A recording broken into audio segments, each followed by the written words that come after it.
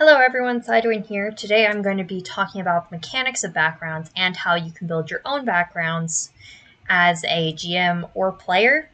I am going to be tailoring this video more to GMs who run in homebrew worlds than anything else because that is closest to my own use case of these types of homebrew modifications.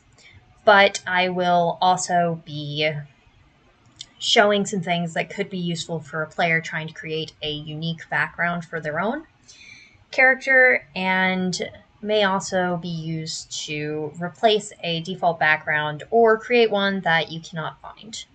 By default, there are 206 options for backgrounds in Pathfinder, but you might find that not all of them suit, and perhaps there's an exception, such as on Reddit, I saw one person mention there is no fisherman background, which, as you can see, there is nothing that comes up when you search fisherman, and if you scroll through the list, there is no fisherman.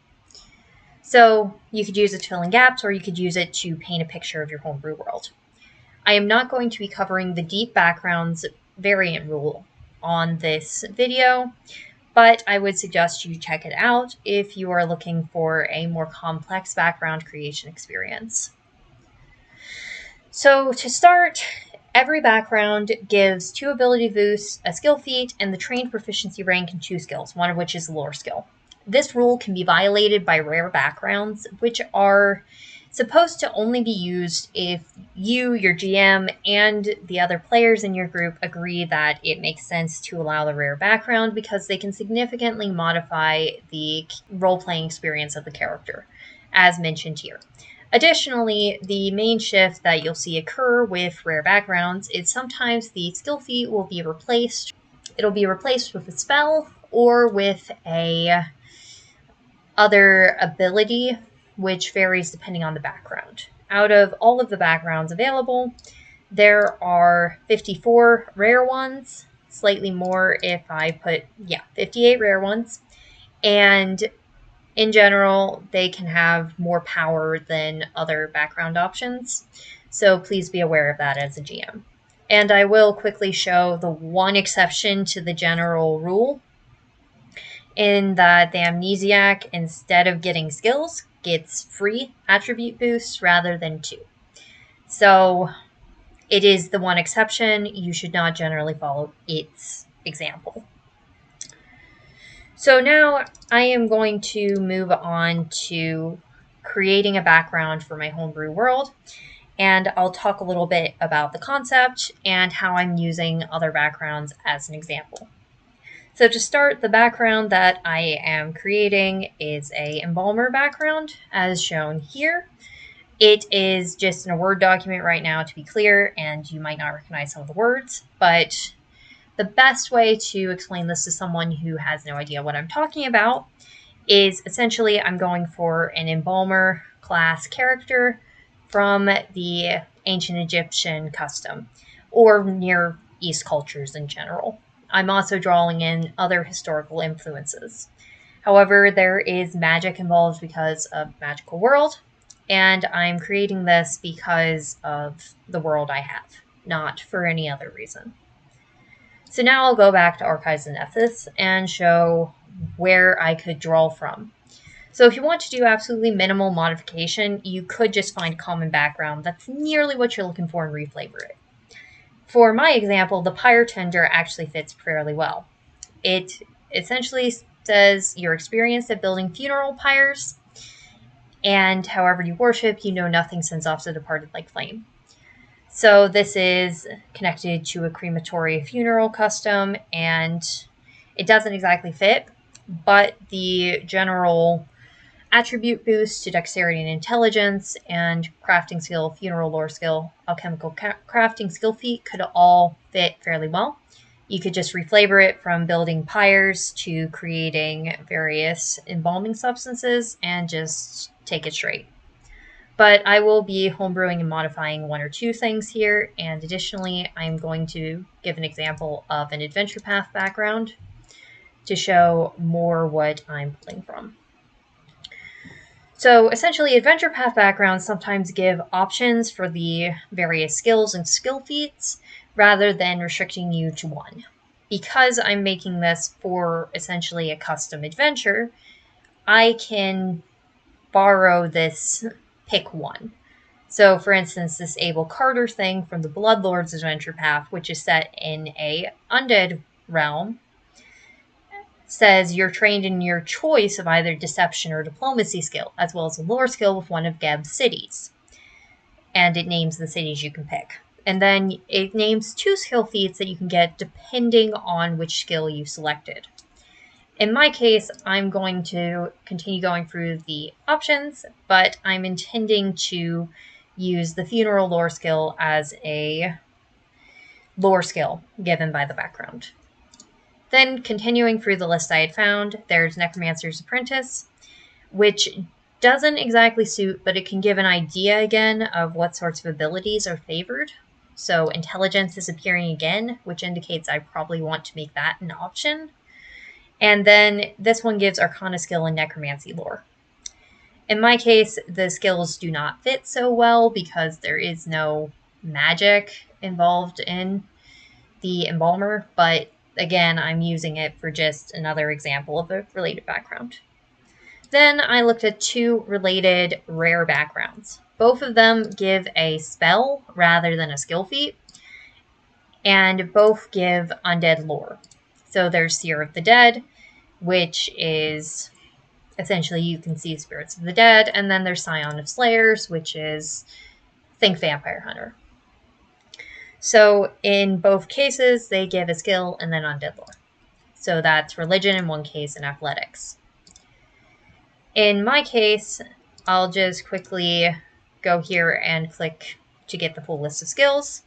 I think I'm probably going to do a choice between medicine and religion because of the essentially nature of how embalming worked with ancient Egypt and the heavy overlap of those 2 fields. So since I'm going to be going with the pick one of 2, I'm going to give that option. I'll type that in a minute. And one last note here is when you're choosing feats, you want to go here to feats and select skill so that you have the full list. So since I'm going to be looking at medicine and religion, I'll click medicine and then open religion in a separate tab. Because you take a background at level 1, all skill feats should be only level 1, and you should not give a higher level 1. That's just a general rule. Okay, so now I have these lists, and I can switch back over to my Word document. Note on the separate screen, I am still having Archives of Nethys open so that I can directly copy-paste this bit of rules text for choose 2 attribute boosts. One must be to choice 1 or charisma. So that's strength for charisma from the Pyretender, but I'm going to be changing this to intelligence or wisdom.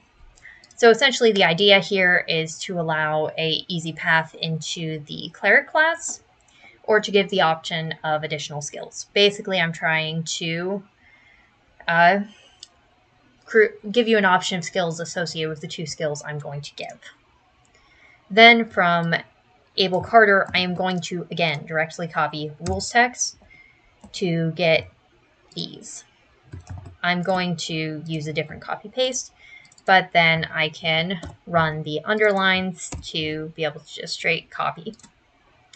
So in my case, as I had said before, I'm going with medicine or religion, as well as a lore skill. So I'm going to change that text to as well as from the Pyretender, they had done funeral lore. So funeral lore, and I might add an additional option, such as going in and doing undead lore or anything else. But in this case, I'm going to just leave it at that. Then from here, you gain a skill feat. Again, I'm throwing in underlines. It just takes a minute.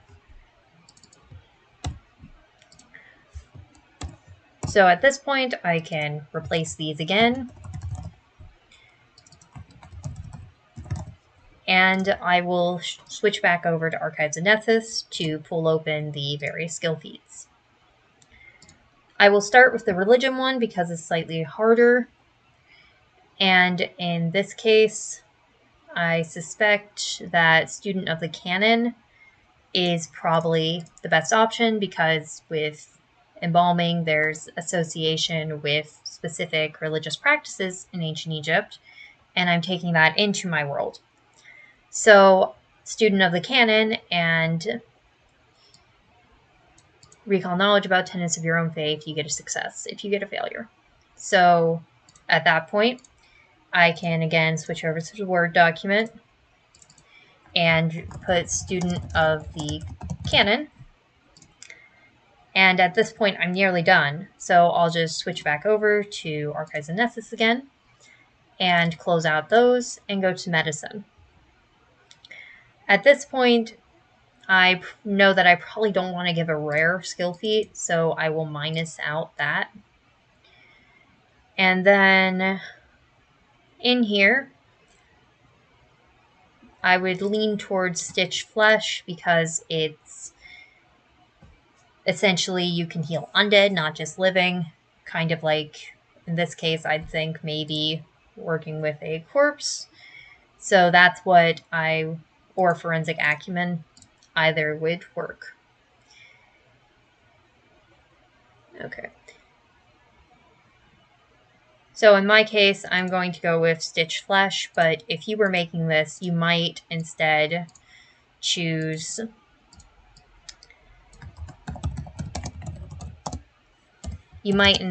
go in and choose Forensic Acumen, depending on how you want to portray this background. So that is really all that there is to homebrewing a background in Pathfinder. It's fairly easy and quick to do, and it's an easy way as a GM to add a bit of flavor to a homebrew world. And as you can see, it doesn't unbalance anything, so it's a very good thing to start experimenting with homebrew. Thank you for watching. I hope this helped you understand this. When I first saw the backgrounds homebrewing rules, I was a little bit confused, but I hope this made it clearer than it originally was to me.